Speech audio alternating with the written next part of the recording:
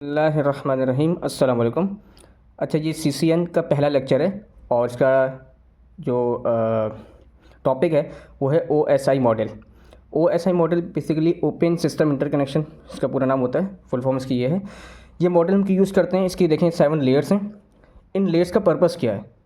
ठीक है, इन लेयर्स का पर्पस ये है कि आपके पास जब कम्युनिकेशन हो रही होती है, यानी अब इस कोर्स के नेम से पता चल रहा होगा कि कंप्यूटर कम्युनिकेशन नेटवर्क, जब आप कम्युनिकेशन करवाते हैं मल्टीपल डिवाइसेस की, तो उसके उसके कुछ प्रोसीजर्स होते हैं, कुछ लेयर्स होते हैं जो फॉलो करनी होती हैं।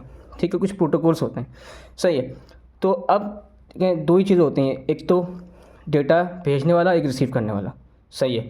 तो एक सेंटर होगा, एक रिसीवर होगा। अगर हम सेंटर के लिहाज से देखें तो फिर एरो आपका ये है, एप्लीकेशन पहले आएगी, फिर प्रेजेंटेशन, फिर सेशंस, फिर ट्रांसपोर्टेशन, फिर नेटवर्क, एंड देन फिर data link and physical layer.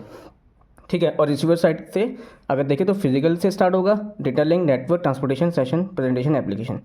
अच्छा, हम इसको अंडरस्टैंड करेंगे फ्रॉम रिसीवर साइड। यहाँ से अंडरस्टैंड करना थोड़ा आसान है। सेंटर साइड से भी स्टार्ट ले सकते हैं, अगर यहाँ से समझ आ जाता है तो फिर आपको वाइस वर्सा, मतलब इसी का वाइस वर्सा आपका सेंटर साइड है। ठीक है।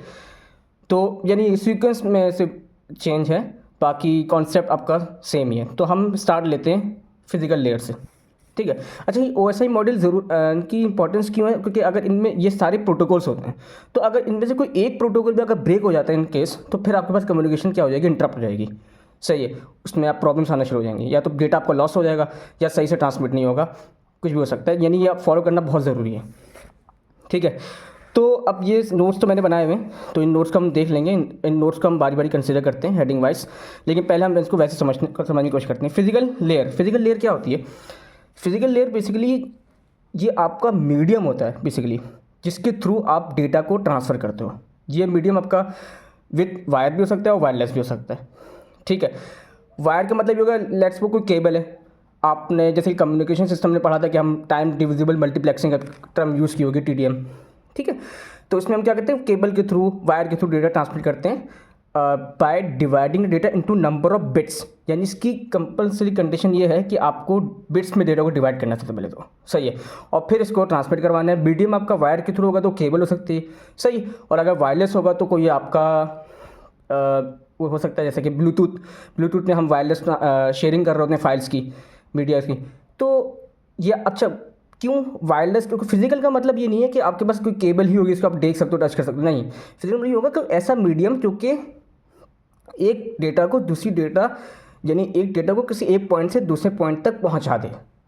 ठीक है, ये होता है फिजिकल लेयर। ठीक है। अब ये वायरलेस भी हो सकता है, वायर भी हो सकता है, थ्रू वायर भी हो सकता है। ठीक है। तो अब जैसे वाईफाई हो गया, वाईफाई के थ्रू हम करते हैं डेटा ट्रांसमिशन। सही। तो अब फिजिकल लेयर के बाद आता है आपके पास डेटा लिंक। डेटा लिंक को समझाने के लिए इजी एग्जांपल लेते हैं। आपके पास कोई एक लेटर है, ठीक है, उसको आपको किसी एक जगह से दूसरी जगह भेजना है। लेट्स आप कराची में, आपको इस्लामाबाद भेजना है। सही है। क्या करोगे सबसे पहले आप? ठीक है, ऐसे तो नहीं आप फेंक दोगे लेटर के, वो बस चला जाएगा खुद ब खुद, नहीं नहीं, ऐसा नहीं हो सकता। ठीक है। तो आपको सबसे पहले जो ये करना होगा, इसको सबसे पहले किसी एक फ्रेम में इंक्लोज करना होगा। फ्रेम मतलब आप इसको समझ लें, फ्रेम का वर्ड यूज़ किया, हम इसको इंटरचेंज करते हैं एनवलप के साथ। यानी आपको सबसे पहले कोई एनवलप लेना होगा, उस एनवलप में अपना एड्रेस डालना होगा, लोकल एड्रेस का मतलब वर्ड यूज़ किया मैंने, लोकल एड्रेस, यानी अपने घर का एड्रेस वगैरह डालना होगा। सही है। और फिर आपको क्या करना होगा, उसको किसी एक पोस्ट ऑफिस जाके विद पोस्टल कोड आपको क्या करना होगा, इसको सेंड करना होगा अपने साइड से। आप जाहिर से पता खुद तो नहीं जाओगे गाड़ी में कि आप बस में, आप मुझे लेट्स कराची से इस्लामाबाद कोई लेटर भेजना है, मैं गाड़ी में जा रहा हूँ लेटर भेजने के लिए, नहीं। आप पोस्ट ऑफिस जाते हो, वहाँ आप करते हो अपना लेटर सेंड करते हो, ऐसे ही होता है। ठीक है। फिर वो आगे फर्दर प्रोसीड होता है। तो आप इसको समझने की कोशिश करें। डेटा लिंक में होता है कि आप अपना डेटा सबसे पहले तो किसी एक फ्रेम में ऑर्गेनाइज करते हो और फिर इसको ट्रांसमिट करते हो with in the local network. Local network का मतलब ये समझ लो कि आपके आसपास, आपके सराउंडिंग में जो भी आपका, जैसे पोस्ट ऑफिस होगा, आप वहाँ जाओगे, जो आपकी उस सेम नेटवर्क में आ रहा होगा, विद इन द नेटवर्क आ रहा होगा। सही है। तो उसका कोई ना कोई एड्रेस होगा, उसको हम बोलते हैं टेक्निकल लैंग्वेज में MAC एड्रेस। ठीक है। उस नेटवर्क का कोई एड्रेस होगा, उस पोस्ट ऑफिस का कोई एड्रेस होगा। ठीक है। इसको हम बोलते हैं, इसको समझने के लिए अगर हम समझें तो ये आपका होता है MAC, यानी मीडिया एक्सेस कंट्रोल एड्रेस। ठीक है। ये एक तरीके से यूनिक आइडेंटिफायर एड्रेस होता है, जो कि बता रहा होता है कि आपने कहाँ से चीज़ भेजी है और कहाँ वो किस MAC एड्रेस पे जाएगी। ठीक है, तो ये इंपॉर्टेंट बात थी इसमें। सही, तो इसकी समरी बनाऊँ अगर मैं, तो यही होती है कि it refers to the data transmission between the devices, ठीक है, within the local network, यानी लोकल नेटवर्क के विद इन आप उसी सेम नेटवर्क में क्या कर रहे हो, डेटा सेंड कर रहे हो, ठीक है।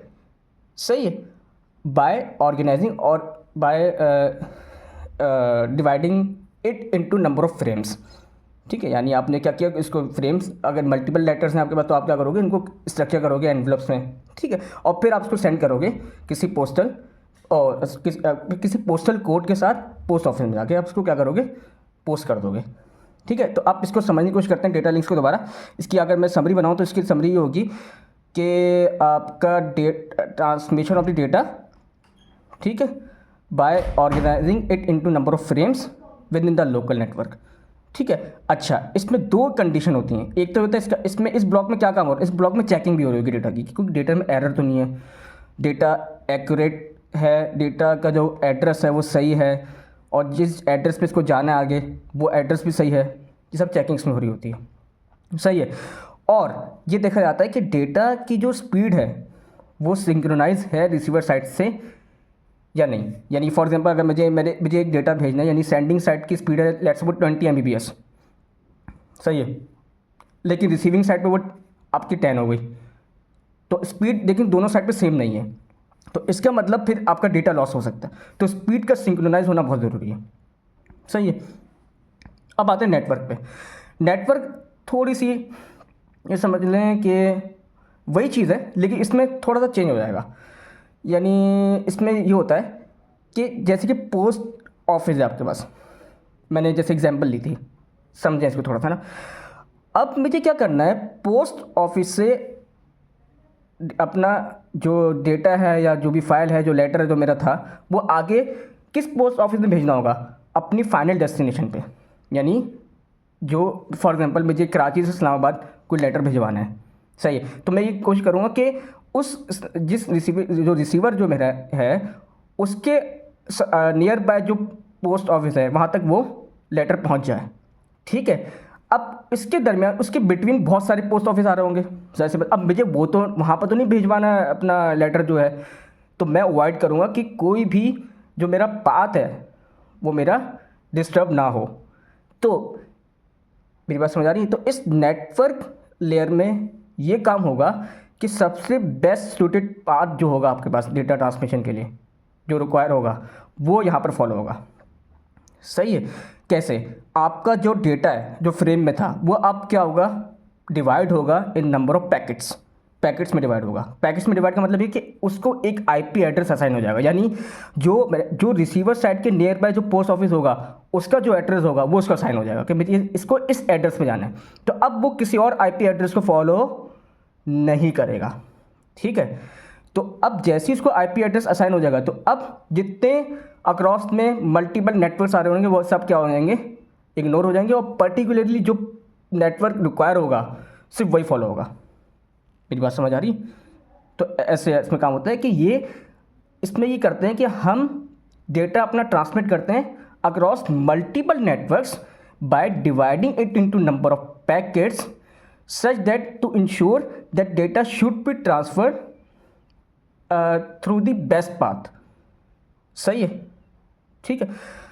ये तो हो गया आपके पास डेटा लिंक्स।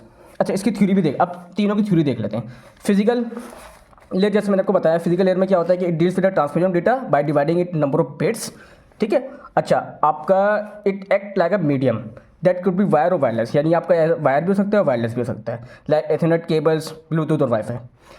डेटा लिंक्स मैंने बताया, डेटा लिंक्स में आप क्या करते हैं, डेटा ट्रांसफर करते हैं with the local network through the media access control MAC address. अच्छा, अब आपको समझ आ रही होंगी चीज़ें कि आप क्या करते हैं, फ्रेम डिवाइड करते हैं to ensure that data should be transfer without any error. हम एरर डिटेक्शन में अप्लाई करते हैं कि कोई एरर तो नहीं है इसमें, ठीक है। ऑल्सो सिंक्रोनाइज करते हैं हम डेटा को ताकि वो सेंडिंग और रिसीविंग साइड पे सिंक्रोनाइज है टाइम ड्यूरेशन की रिस्पेक्ट से, ठीक है। तो ये है। अच्छा, अब जैसे कि मैंने नेटवर्क का बताया था कि नेटवर्क में आप क्या करते हैं, डिवाइसेस को कम्युनिकेट करवाते हैं अक्रॉस मल्टीपल नेटवर्क्स, ठीक है। और इसमें क्या करते हैं कि अच्छा, इसमें क्या फॉलो करते हैं, हम आईपी एड्रेस फॉलो करते हैं। इसमें MAC एड्रेस फॉलो नहीं होता, इसमें IP एड्रेस फॉलो होता है, ठीक है, इसमें हम हर डेटा को एक एक पर्टिकुलर आईपी एड्रेस प्रोवाइड करते हैं। ये डिवाइड करते हैं पैकेट्स में and then route them to the final destination by identify the best path with efficient data flow. यानी ये डेटा ट्रैफिक को भी कंट्रोल करता है बेसिकली। ठीक है, अब ट्रांसपोर्ट लेयर पे आते हैं। ट्रांसपोर्ट लेयर क्या करती है? ट्रांसपोर्ट लेयर बेसिकली ये करती है कि ये क्या करती है, डिवाइड करती है उस डेटा को नंबर ऑफ सेगमेंट्स। अब आपको एक तरीके से उस लेटर को शिपिंग करना, यानी इस लेटर की आपको शिपिंग करवानी है, को भेजना है। अब तो उसको कोई ना कोई शिपिंग एड्रेस असाइन होगा, नंबर असाइन होगा कि ये शिप इस लेटर को उस डेस्टिनेशन तक पहुँचाएगी। अब मैं बताइए क्यों बता रहा हूँ मैं, इसलिए ताकि आप लोग रिलेट कर सकें कि किस तरह काम होता है। सही। अब ये क्या करेगा कि ये दो काम करेगा ट्रांसपोर्टेशन। ये एक तो रेट ऑफ फ्लो को कंट्रोल करेगा, यानी ये इंश्योर करेगा कि आपका डेटा टाइमली ट्रांसफ़र हो, कोई डिले ना आए। यानी फॉर एग्जाम्पल दराज से बहुत सारी चीज़ें आप लोगों ने बनवाई होंगी, बहुत सारी चीज़ें ऑर्डर की होंगी। आपको एक एस्टिमेट टाइम प्रोवाइड किया जाता है कि इस एस्टिमेट टाइम के विद इन दिस टाइम आपका पार्सल आ जाएगा घर। अगर ऐसा नहीं होता फिर आप कंप्लेन करते हो जो भी है, लेकिन रेयरली होता है। तो उस वक्त जो प्रोटोकॉल फॉलो होते हैं ना, उसको बोलते हैं टीसीपी प्रोटोकॉल।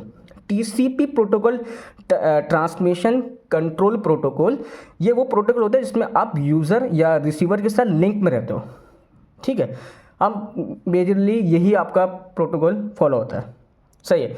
दूसरा प्रोटोकॉल आपके पास होता है यूडीपी, यूज़र डेटा एक में मैं दूसरा वाला प्रोटोकॉल भूल गया। User datagram protocol. User datagram protocol में हम यूज़र के साथ इंटरेक्ट में नहीं रहते, बस डेटा ट्रांसमिट कर देते हैं। फीडबैक कोई नहीं लेते यूज़र का कि वो पहुंच गया, वो रिसीव हुआ नहीं हुआ, तो ये चीज़ में कंसीडर नहीं होती। तो हम यूजुअली जो आपका सबसे ज़्यादा सेफ प्रोटोकॉल होता है वो टीसीपी होता है। टीसीपी हम कम्युनिकेट करते हैं अपने रिसीवर के साथ कि वेदर जो data is transfer receiver not.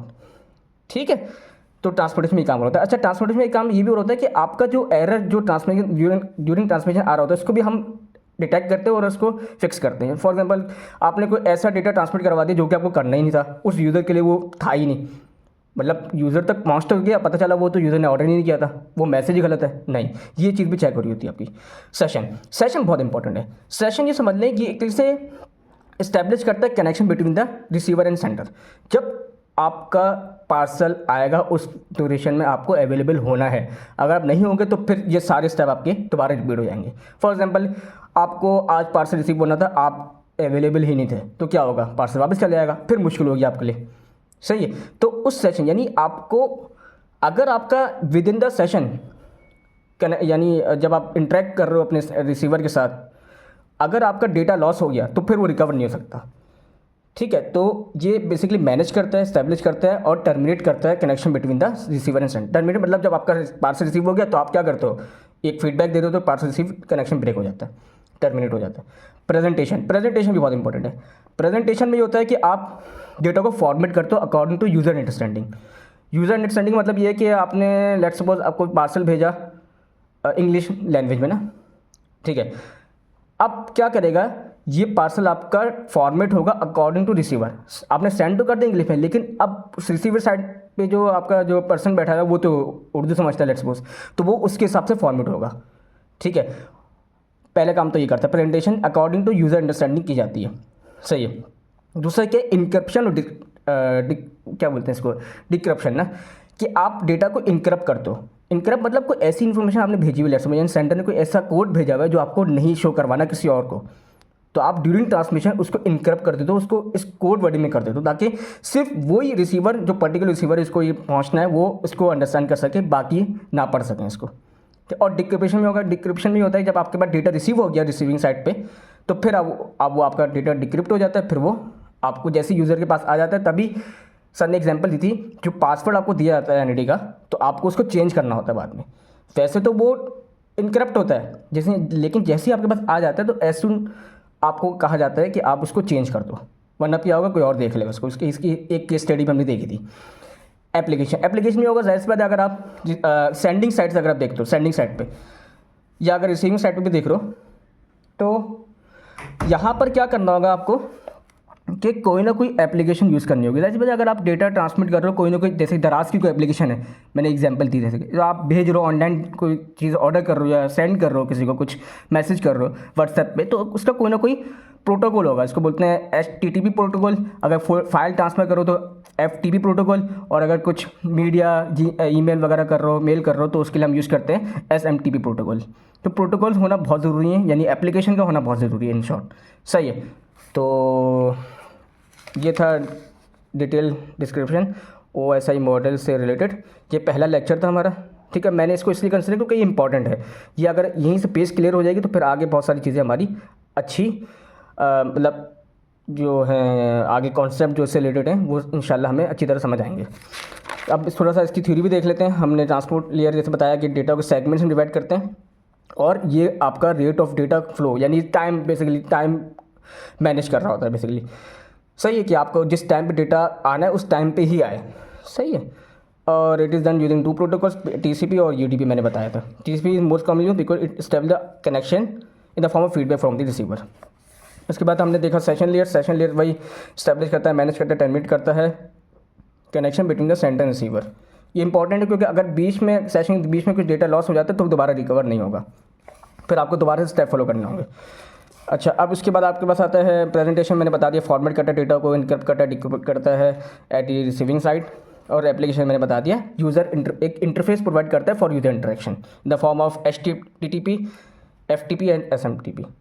तो I think that's all for today. कुछ सवाल हो तो पूछ लेगा। इसके नोट्स में इंशाल्लाह ड्राइव लिंक में डाल दूँगा, लिंक के थ्रू डिस्क्रिप्शन में डाल दूँगा इंशाल्लाह। सही है। अल्लाह हाफ़िज़।